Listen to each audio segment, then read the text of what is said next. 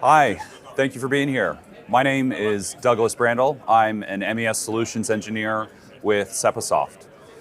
Quick introduction to Sepasoft. We are the premier technology provider for the Ignition platform. We provide MES solutions, MES modules on the platform, solving we have a batch procedure module, workflow engine, we have OEE, track and trace. We try to cover the gamut of all of the MES activities inside that platform. However, today what I'm going to be showing is our SEPA IQ platform. SEPA IQ is a data informatics, think of it as like a contextualized, managed data pipeline.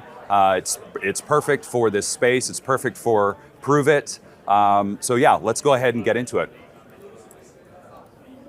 Right. So one of the things that we have to do is we have to identify the problem. And it's a really common problem right now. Everybody's interested in it, especially over the past 2 years. And it's about being able to effectively leverage AI in manufacturing. And the problem really isn't the models and the maturity of the models, it's about the data. The data is raw, it's noisy, and it's all production data. It's real world, it's sensors that jitter. And a lot of the time, that data doesn't come with context. You can't just plug an LLM on top of your raw data because it's not reliable. And sometimes, in order to do that, you have to build out that appropriate context in order to get appropriate responses from your language model. So what I'm going to show today is effectively, this is a quick, basic drawing of what I'm showing. We have the plant 4 layer on the left, which is the virtual factory. What we're doing is we're leveraging the Enterprise C virtual factory. It's and I'm specifically looking at their bioreactor. A bioreactor, if you're not familiar with it, you can think of it as like brewing beer. Now, when you're brewing beer, typically you want to keep the liquids and throw away the solids. In the case of bioreactors, you keep the solids and throw away the liquids. So they're exposing the data over MQTT. They have a couple of historians, OPC, and we're going to consume that data, push it into our analytics engine of SEPA IQ, and we're going to push that back up into some enterprise analytics, into a separate enterprise data lake, where we're going to do some reporting. We're going to leverage some language models to do natural language processing, leverage their real power of a language model, which is to understand language and have it interrogate our production layer. So let's go ahead and get into it.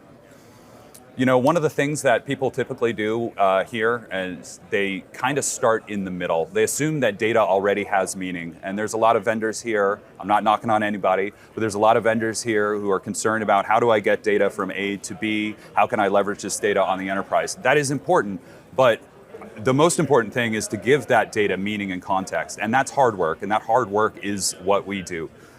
So let's go ahead and back out of this screen, and I want to show you the noise. So if we log into the MQTT Explorer, I want to show you what we're seeing here. This sub is the bioreactor on Enterprise C, and what you're seeing is all sorts of data updating periodically, some data points once a second. Now this ends up being a bit of a problem, because if you were to just take this data, historize it, what you're going to get is terabytes and terabytes of noise. You're going to get, the temperature was 29.88, the temperature was 29.89, the temperature is 29.87. That's not really insight, that's just kind of a fog. It's a noise that keeps you from seeing really what's happening on your process. So this data is transmitted over MQTT and SparkPlugB. Those are fantastic transmission protocols. That's a really important thing. I don't want to knock on MQTT and SparkPlugB. However, they were never meant to contextualize this data. They don't solve the contextualization problem. They solve the transportation of that data problem. And this is the gap that SEPA IQ fills. So I'm going to back out here and show you one more complicated architecture drawing. So I want just to give you some context as to what I'm showing you, where we're at. I think this is a little easier to follow. So we have along the right side here, we have our plant floor, our physical layer, our control PLC. This is what was recorded into the virtual factory. It's being exposed over the MQTT broker, which is what we just saw, is all that noisy data. Now what I'm going to do is I'm pulling that data into Ignition, into the Ignition tag provider, and I'm going to condition all of that data. So here, if I go into Ignition, this is the Ignition Designer. Right here is our tag browser. So what I've done is I've taken all of that raw noise, and this is an exercise that everybody has to do in the real world. If you're integrating any software, is you have to kind of filter out that data. So I've taken that and I've added some dead banding. I'm calculating moving averages. I'm providing some additional context. I'm tracking excursion events, edge detection. All of these things aren't something that naturally comes off of that raw signal. Those raw signals are important to your control systems. They are not important to people. You have to put in some insight behind that. So, what I've done with all of this data is I have all of this data that's being calculated and run. It is being pushed into SepaIQ, and SepaIQ is holding all of that information, and it is performing extra calculations on it. We're calculating some various trends. We're doing we're calculating control efforts off of some of these various values, off of the things like the max RPM of your agitator. What is my O2 flow rate? What's the maximum O2 flow rate? All of these things are very important, but my SCADA layer is not sitting here performing those calculations. Well, it actually is, but I want to show how we can centralize some of this information so that we can get some consistency across our entire organization of this context that we're building. So let's go into our Ignition project. So this is just a pretty simple rudimentary graph. We've got a lot of things to show you, so I have to keep it relatively simple. What I'm seeing here is a specific batch. I've got all of the batches. I think this whole process repeated over maybe about 28 days. There's quite a bit of data here, but SepaIQ is able to pull and retrieve this information incredibly quickly. And we are displaying it as these charts. We're calculating just some high-level metadata. You've got your batch, you've got your dissolved oxygen set points, you've got your average deviation. I'm calculating excursion events for dissolved oxygen, temperature, and pH. These are very important things to people who understand the process. They understand it a little better than I do. And here what we can see is we're seeing various movement of the control effort by whichever attribute is driving it. In this case, it could be our agitator, our O2 flow, or our airflow. And this tells you effectively how hard your control system is working to maintain this bioreactor, maintain the pH inside of your bioreactor, maintain the oxygen levels inside that bioreactor. Now, what SepaIQ is doing is we've got it set so we can annotate our phases. We're capturing all of that other metadata. So in this case, I can look at when was I feeding my bioreactor with more of the material? When was I actually sourcing the media for it? When was I inoculating it, et cetera? All of this is calculated and stored within SepaIQ. And one of the nice parts about SepaIQ is we have all sorts of means to pull data into the system. It's not just an API. We are not limited just to Ignition. We have a pretty robust connector architecture. So we can consume data from an API. We can do it from Kafka. We can do it from MQTT v3 or v5. We can do Spark-Plug-B, and we can do external databases. And then we can push that data out via most of those same methods. And we can go out to Azure Event Grid, Azure IoT Hub, external databases, which is what you're going to see today for the Power BI report that I'm going to show you in a bit. So if we look at this batch, one of the things I've noticed as I go through this is, after analyzing the data, is that there's quite a bit of some things that if you're trying to analyze this data, you realize ooh, this is a bit of a problem. I have this batch that ends in, that I'm highlighting right now on my screen, and then I have a batch that was created immediately afterwards that ends in a .0. Now this is kind of some noisy data. This might be something associated with the process on the shop floor. This might be something associated with some OEM equipment that you don't necessarily have control over. And it makes it a nightmare when you're trying to do enterprise level analysis on it, because what you have to do is you have to have a data scientist in place to figure out all of these rules, all of these exceptions to what should be the case. They have to solve that. And if you have that on your enterprise layer, what about everybody else who's consuming this data? Every single person needs to account for all of these exceptions. And that is a data integrity nightmare. So your reporting layer is going to treat these as two separate batches, and that's a bit of a problem. So this is going to be our problem that we are identifying, besides that main problem that I said at the very beginning. So I think probably what we need to do is we need to figure out how to stitch this back together. So SepaIQ is it is a contextualized, managed data pipeline. And what does that mean? So we have context by our ability to associate all sorts of different data and effectively draw a picture of a process for you. Managed in that I can pass updates of my data, I can control who gets my data, I can control how I manage the updates, et cetera. So it's managed in that sense, and then data pipeline and how that data gets dispersed whenever these inserts or updates or deletes happen. So in this case, I have that one bad batch. I'm going to call it a bad batch. I don't want to delete the batch data. What I need to do is effectively merge it.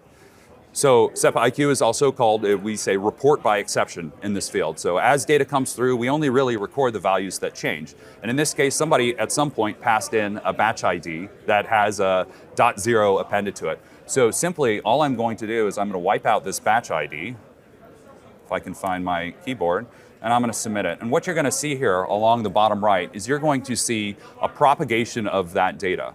So I'm propagating the data back down into Ignition. So I'm going to go back to that screen in just a minute and show you, but I'm also simultaneously pushing this data up into a separate enterprise data lake. Now, for purposes of ProveIt, this is running locally on my machine, but I promise you it's a separate database. I can show that to you at the very end. So when I do this, I'm not required to run a separate ETL pipeline. I don't need to involve a DB admin. I don't need to involve a data scientist in order to manage my updates. So I have my central system here. Before we do that, let's go back in here. I have my central system here, SepaIQ. I've pushed my updates up into SepaIQ, and SepaIQ is then dispersing that data back out and back around to everybody who is listening. We follow a publish subscriber architecture, and that works fantastically for this space. You have to excuse my, my chart component. Sometimes it likes to freak out on me.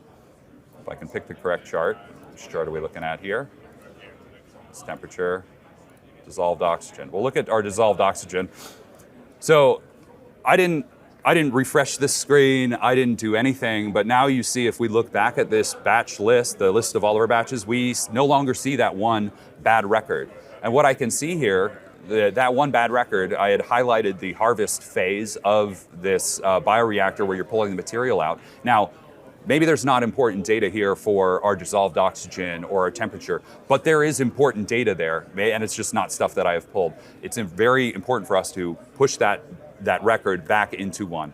So you can see here, we managed to merge that off of a simple update of the data within SepaIQ. It's been reflected back in here.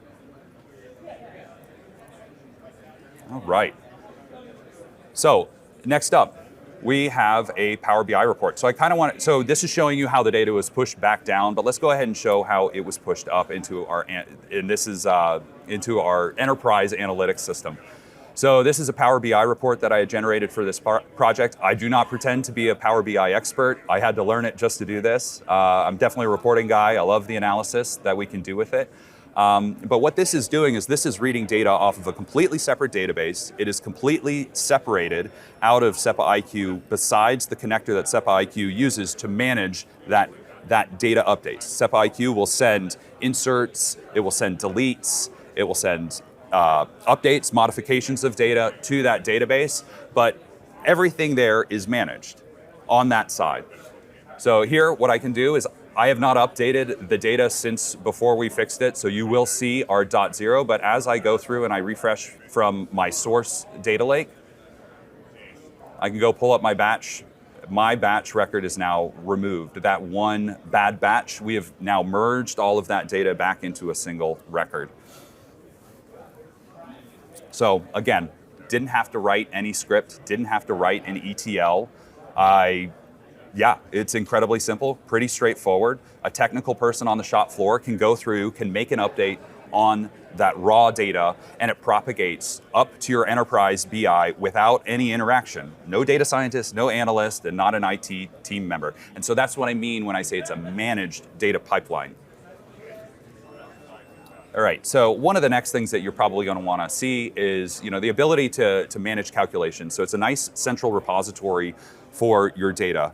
People like to throw around the word UNS. This is a great way to think about it. You can take this calculation, I can set up my rules inside of SEPA-IQ. I can define what does it mean for control, effort, headroom. What are these calculations? Where am I storing those definitions? SEPA-IQ is a fantastic place for it.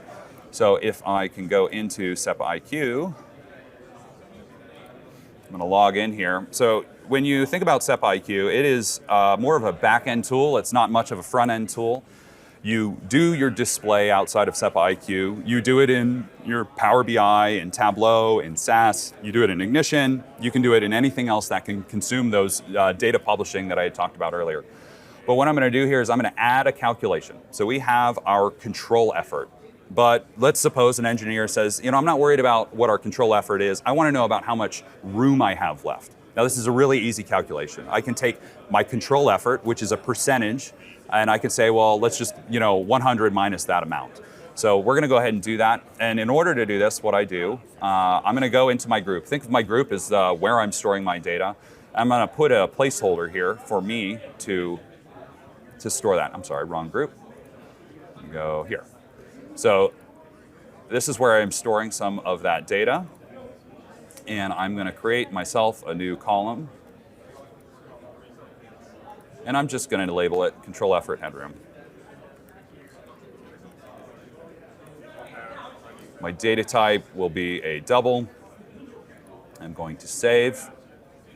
So this is effectively my field that is going to hold my calculated values on my enterprise data lake. So you're going to see how this flows up into that separate database that we're using on Power BI.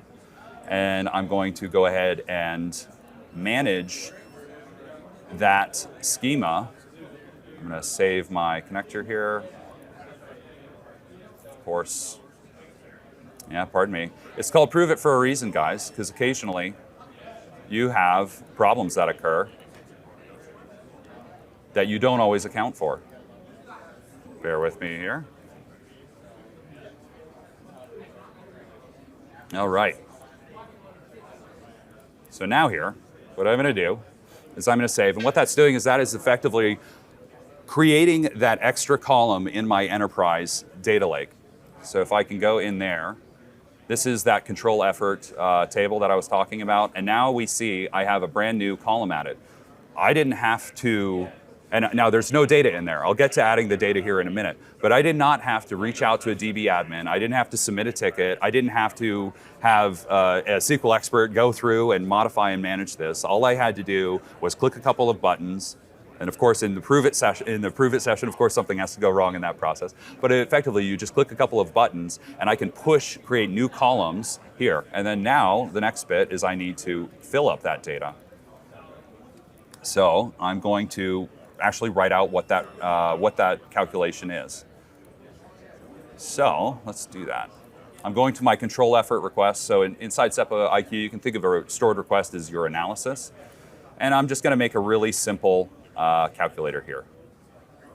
So I'm going to drop in a script. Now, when people talk about MES and talk about contextualized data, a lot of the times people like to say it's no code. I think that everybody lies to you when they say you can do everything without code. I think code, unfortunately, sometimes is necessary.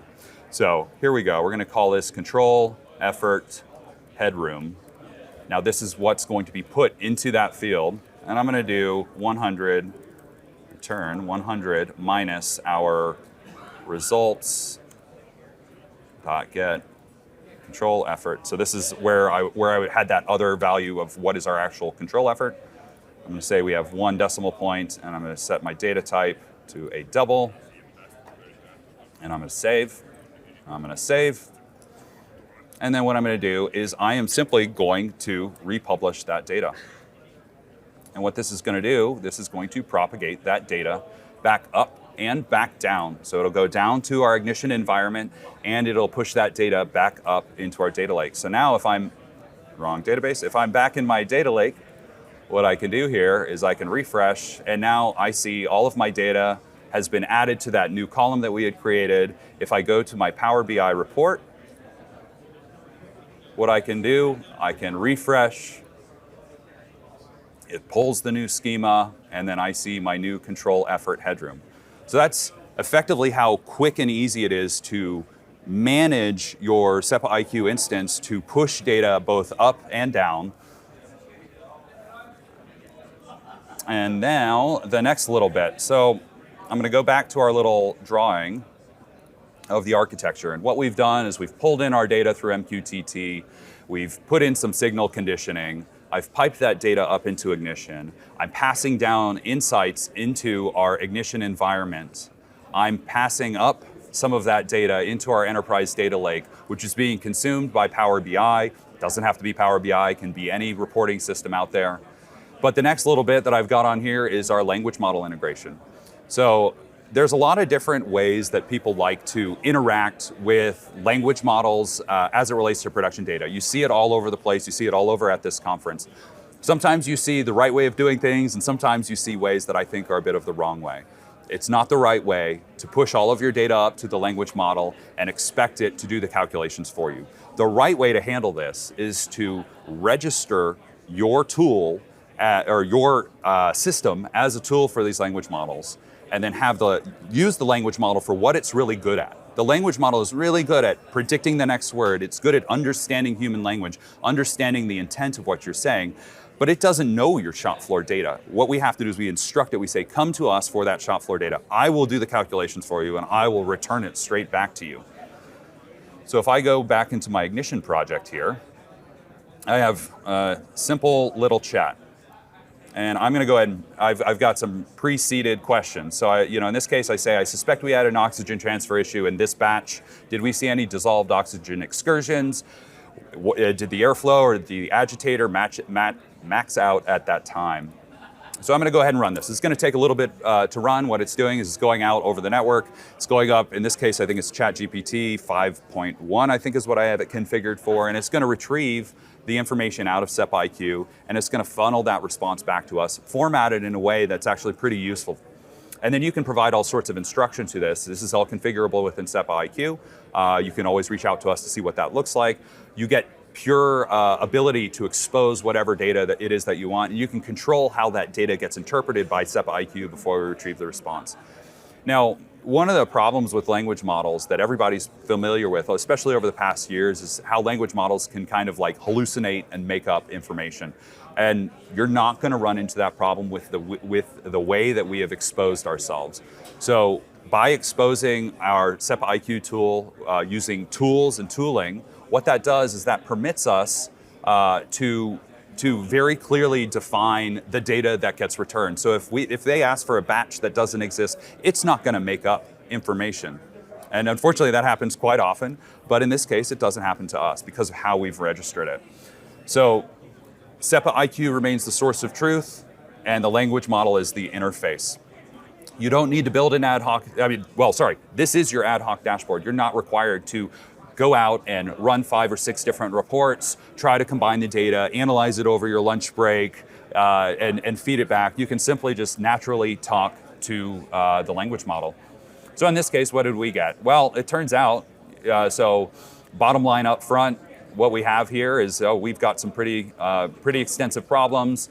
It gives us some pretty robust information. All of this information is pulled out of SEPA-IQ off of various analyses.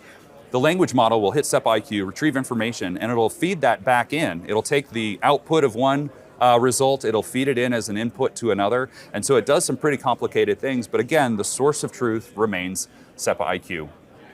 So I've got a couple more that I can show you here, and then I'll show you an example of what we might get if we ask for data that doesn't exist. So, it's not just a chatbot that searches documents. It acts, SEPA-IQ, like the platform, acts as an agent on the back end, and it's backed by a real analytics engine. So the agent is restricted to using our tools for data retrieval. It cannot hallucinate. I'm trying to stress that. This is a common question that I get every single time that we show this. It does not hallucinate. So here we have some more information. These are completely separate questions off of various requests that I've built inside of SEPA-IQ. Now let's ask for some, give me some batch metadata around batch 1234 ABC, and let's just see what it comes up with. So what it should say here is effectively, I don't have any data for this batch. Are you sure that this batch exists? Or did you mistype it or something like that? And so hopefully we see that here. Yeah, so we might just have to wait here a second while that goes.